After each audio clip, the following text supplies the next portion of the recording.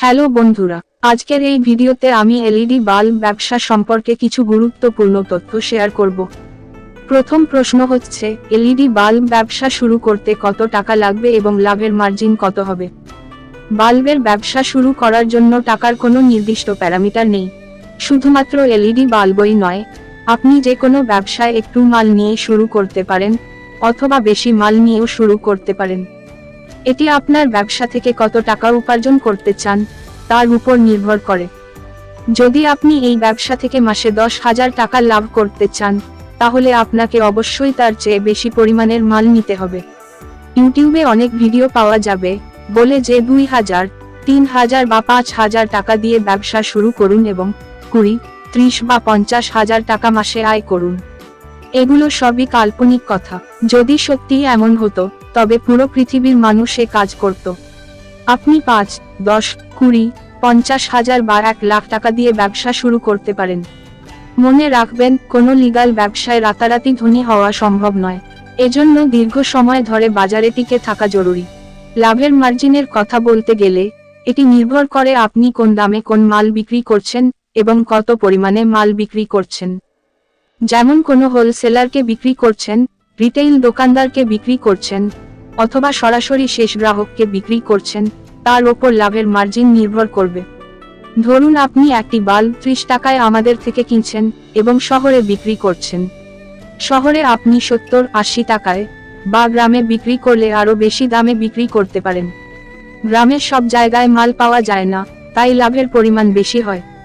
শতাংশের কথা বললে, রিটেইলে প্রায় দ্বিগুণ লাভ হতে পারে। যদি আপনি কোনো দোকানদারকে বিক্রি করেন, তাহলে সে দোকানদার আপনার থেকে 50 বা 100 পিস মাল কিনবে। দোকানদারকেও তার মার্জিন রাখতে হবে। ধরুন সে দোকানদার 30 টাকার মাল আপনার থেকে 40 টাকা দামে 50 পিস মাল কিনেছে, তাহলে আপনার লাভ হবে 10 টাকা প্রতি পিসে, মোট 50 পিসে 500 টাকা। যদি আপনি ওই মাল কোনো হোলসেলারকে 35 টাকায় 200 পিস বিক্রি করতে পারেন, তাহলে আপনার লাভ হবে 5 টাকা প্রতি পিসে, মোট 200 পিসে 1000 টাকা। আপনি যদি দিনে 100 বা 200 পিসও বিক্রি করতে পারেন, তাহলে মাসে 15 থেকে 30,000 টাকা পর্যন্ত আয় করতে পারেন। প্রথম দিকে আপনাকে পরিশ্রম করতে হবে। যদি আপনি মনে করেন যে বাল্ব ব্যবসায় খুব বেশি পরিশ্রম না করে অনেক টাকা উপার্জন করা যায়, অথবা কিছু মাল নিয়ে ট্রাই করব, দেখে নেব বিক্রি হয় কি না হয়, তাহলে এই ব্যবসা আপনার জন্য উপযুক্ত নয়। যদি আপনি দীর্ঘ সময়ের জন্য ব্যবসা করতে চান, তাহলে ভালো লাভের গ্যারান্টি আমরা দিচ্ছি। দ্বিতীয় প্রশ্ন, র মেটেরিয়ালে লাভ বেশি নাকি রেডি আইটেমে? বন্ধুরা, এর সরাসরি উত্তর হলো, যদি আপনি দূরে বসে কোনো সেলার থেকে মাল কেনেন এবং বড় পরিমাণে কাজ করতে চান, তবে কেবল র মেটেরিয়াল নিলে লাভ হবে। প্রথম কারণ হলো, যদি আপনি কোনো দূরের সেলার থেকে 100 পিস রেডি মাল গ্যারান্টি সহ নেন এবং 2-3 পিস রিপ্লেসমেন্ট আসে, তাহলে আপনাকে সেই মাল আপনার সেলার কাছে পাঠাতে বেশি খরচ হবে। দ্বিতীয়ত, 100 পিস রেডি মাল যদি কুরিয়ার দ্বারা নেন, তাহলে একই জায়গায় 200 পিস র মেটেরিয়াল আসবে, যার ফলে কুরিয়ার খরচ কম হবে। এখন কথা হলো, তাহলে রেডি মাল কাদের জন্য? বন্ধুরা, যদি আপনি একজন নিজে ক্ষুদ্র বিক্রেতা, মানে রিটেলার, ডাইরেক্ট শেষ গ্রাহককে ভালো প্রফিটে বিক্রি করছেন, তাহলে রেডি মাল নিয়ে ব্যবসা করতে পারেন। তৃতীয় প্রশ্ন, বাল্ব তৈরি করার প্রশিক্ষণ কোথায় পাওয়া যাবে? অথবা আমরা বাল্ব তৈরি করতে পারি না, কিভাবে শিখব, প্রশিক্ষণ কোথায় এবং খরচ কত হবে? তো বন্ধুরা, আমাদের ইউটিউব চ্যানেলে অনেক ভিডিও পাওয়া যাবে, যার মাধ্যমে আপনি সহজেই বাল্ব তৈরি করতে শিখতে পারবেন। একটি বাল্ব তৈরি করতে 1-2 মিনিট সময় লাগে। তারপরও কোনো সমস্যা হলে আপনি ফোন কল অথবা ভিডিও কলের মাধ্যমে আমাদের থেকে সাহায্য নিতে পারবেন। এই সেবা আমাদের পক্ষ থেকে ফ্রি, তবে আপনাকে আমাদের থেকে মাল কিনতে হবে। যদি আপনার বাল্ব তৈরি করার সময় না থাকে, তাহলে আপনার বাড়ি, পরিবার, আত্মীয়-স্বজন, বন্ধু এবং আপনার পাড়া প্রতিবেশী অনেক মানুষ পাবেন, যাদের পার্ট টাইম কাজের খুবই প্রয়োজন। আপনি তাদেরকে মাসিক, দৈনিক বা কমিশনের ভিত্তিতে নিয়োগ করতে পারেন। চতুর্থ প্রশ্ন, মালের কোয়ালিটি চেনার উপায়, গ্যারান্টি, ওয়ারেন্টি ইত্যাদি খারাপ হলে কি করা উচিত? বাল্বের মাল বিভিন্ন ধরনের হয়ে থাকে। আপনি যদি এই ক্ষেত্রে নতুন, তাহলে মালের কোয়ালিটি তথ্য সঠিকভাবে বুঝতে পারবেন না। সাধারণত মানুষ বাল্বের ওজন অথবা আলো দেখে বাল্ব কিনে থাকে। অনেকের ধারণা থাকে যে বেশি ওজন মানে ভালো কোয়ালিটি। এটা ভুল ধারণা। কিছু বাল্বের লাইফ কম থাকে এবং আলো কম হয়, আবার কিছু বাল্বের লাইফ এবং আলো ঠিকঠাক থাকে কিন্তু কম ভোল্টেজে কাজ করে না। গ্রামগঞ্জে যেখানে ভোল্টেজের সমস্যা থাকে, সস্তা মেটেরিয়ালের পারফরমেন্স ভালো হয় না। কিছু মেটেরিয়াল ভালো লাইফ এবং আলো প্রদান করে এবং কম ভোল্টেজেও কাজ করে, তবে এর মূল্য কিছুটা বেশি হয়। বাল্বের কোয়ালিটি পরীক্ষা করার জন্য অনেক ধরনের মেশিন পাওয়া যায়, অথবা একটি নির্ভরযোগ্য বিক্রেতার সাথে নিজের প্রয়োজন হিসাবে মাল অর্ডার করতে পারেন। গ্যারান্টি ওয়ারেন্টি বিষয়টা হলো, কোনো কোম্পানি স্পেয়ার পার্টসের উপর গ্যারান্টি ওয়ারেন্টি দেয় না। কেননা হতে পারে মাল বানাতে গিয়ে মাল খারাপ হয়ে গেছে আর কোম্পানির কাছে রিপ্লেসমেন্ট চাইছেন। আপনাকে কিছু শতাংশ ক্ষতির বিক্রির আগেই হিসাব ধরে নিতে হবে। যদি আপনি ভালো কোয়ালিটির মাল ব্যবহার করেন তাহলে রিপ্লেসমেন্ট খুব কম হবে। যত ভালো কোয়ালিটি হবে রিপ্লেসমেন্ট তত কম হবে। মাঝারি কোয়ালিটি মেটেরিয়ালে 5% রিপ্লেসমেন্ট হতে পারে, কিন্তু সস্তা বা নিম্ন কোয়ালিটি মেটেরিয়ালে 1 বছরে 20, 30 বা 50% রিপ্লেস হতে পারে। একটি গুরুত্বপূর্ণ বিষয় হলো, সাধারণ এসি বাল্বের তুলনায় চার্জিং বাল্বের রিপ্লেসমেন্ট কিছুটা বেশি হয়। যেখানে ভোল্টেজের বেশি একটা সমস্যা নেই, ওখানে মিডিয়াম কোয়ালিটির মাল মোটামুটি ভালো সময় চলে যায়। যেখানে ভোল্টেজের বেশি সমস্যা, ওখানে ভালো কোয়ালিটি মেটেরিয়াল প্রয়োজন। যদি বাল্ব মেরামতের কিছু জ্ঞান থাকে, তাহলে যে কোনো বাল্ব মেরামত করে বাজারে ফের বিক্রি করা যায়। 10% রিপ্লেসমেন্ট আসলে 1-2% ক্ষতির মধ্যেই সীমাবদ্ধ থাকবে। যদি মেরামতের জ্ঞান না থাকে, তাহলে ইউটিউবে অনেক ভিডিও পাওয়া যাবে যেখান থেকে শিখতে পারবেন। পঞ্চম প্রশ্ন, এলইডি লাইটের সবচেয়ে সস্তা মাল কোথায় পাওয়া যাবে? বিক্রির সঠিক মূল্য কি? সস্তার খোঁজে সবচেয়ে খারাপ কোয়ালিটির মাল হাতে আসে, পরে দ্বিগুণ ক্ষতি হয়। অনেকের ধারণা বড় শহরে মাল সস্তা হবে, কিন্তু বাস্তব তা নয়। কোয়ালিটি মালের দাম ভারতের যে কোনো প্রান্তে বড় ডিফারেন্স না। আপনি যদি এই ক্ষেত্রে নতুন এবং ছোট শহরের ছোট বিক্রেতা থেকে মাল কিনেন, কোনো সমস্যা হলে ভালো সাপোর্ট পেতে পারেন।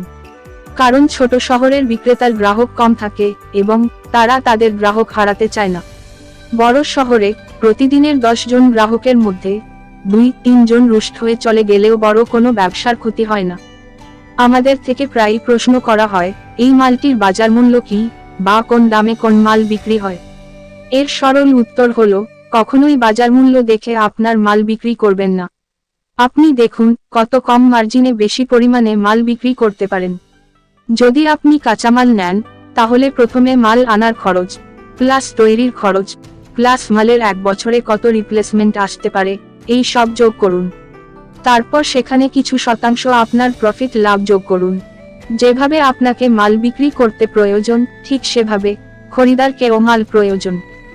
এই পৃথিবীতে কোনো মাল তৈরি হচ্ছে মানে ওই প্রোডাক্ট কম বেশি পরিমাণে বিক্রি হচ্ছে। আপনি আপনার শহর বা গ্রামে দোকানে দোকানে ভিজিট করে আপনার প্রোডাক্ট প্রদর্শন করতে পারেন। হয়তো একবারে তারা মাল নেবে না, তবে মাসে 1-2 বার সেখানে যান। যখন তাদের আপনার উপর আস্থা হবে, তারা নিশ্চয়ই আপনার কাছ থেকে মাল নেবে। সবই আস্থার বিশ্বাসের ব্যাপার। দোকানদারও চায় না যে কেউ তাদের খারাপ মাল বা সস্তা মাল বেশি দামে দিয়ে চলে যাক। বেশি মার্জিন পেতে হলে আপনাকে দূরদূরান্তের গ্রামে যেতে হতে পারে। আপনি অনলাইনে বিভিন্ন মাধ্যমেও আপনার মাল বিক্রি করতে পারেন, যেমন OLX, Facebook, Instagram, WhatsApp, YouTube ইত্যাদি। কিছু জিনিস নিজের পরিশ্রম এবং দক্ষতার উপরও নির্ভর করে। 6 নম্বর প্রশ্ন, প্রতারণা থেকে কিভাবে বাঁচবেন, কোথা থেকে মাল নেবেন এবং সঠিক বিক্রেতা কিভাবে খুঁজবেন? প্রথমে বুঝতে হবে কেন আমরা প্রতারণার শিকার হই। যখন আমাদের মাল কিনতে হয়, আমরা প্রায়ই বিভিন্ন জায়গা থেকে মালের দাম জিজ্ঞাসা করি এবং সবচেয়ে সস্তা বিক্রেতার কাছে অর্ডার দেই। প্রতারক বিক্রেতা খুব কম দাম বলবে, এরপর হয়তো কম মাল দেবে বা মাল পরিবর্তন করে দেবে। প্রতারক বিক্রেতাকে চেনার কোনো বিশেষ পদ্ধতি নেই, তবে কিছু টিপস আছে। প্রথম, সঠিক বিক্রেতারা বারবার ফোন করে না, কারণ তাদের সময় এতটাই মূল্যবান যে তারা আপনার পিছনে ঘুরবে না। দ্বিতীয়, গুগল, ইউটিউব, ফেসবুক ইত্যাদিতে কোম্পানির নাম দিয়ে রিভিউ দেখে নিতে পারেন।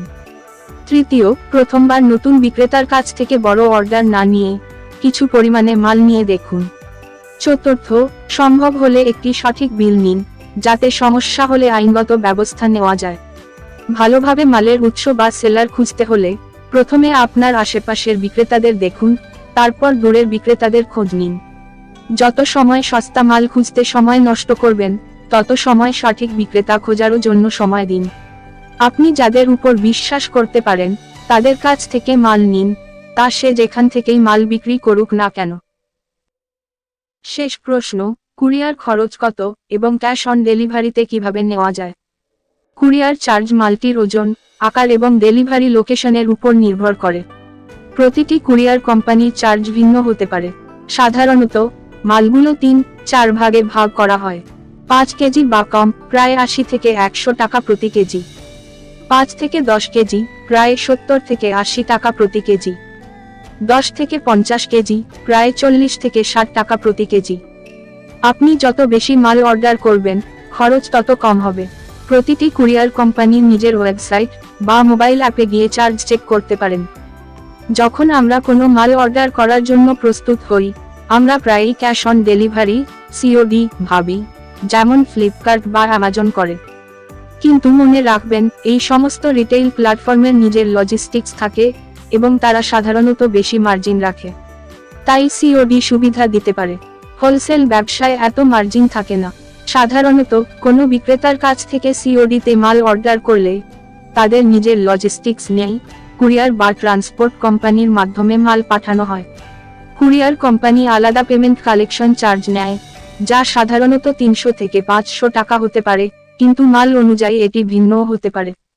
আরেকটি বিষয় মনে রাখবেন, কোনো কুরিয়ার কোম্পানি আপনাকে প্যাকেট খুলে দেখাবে না।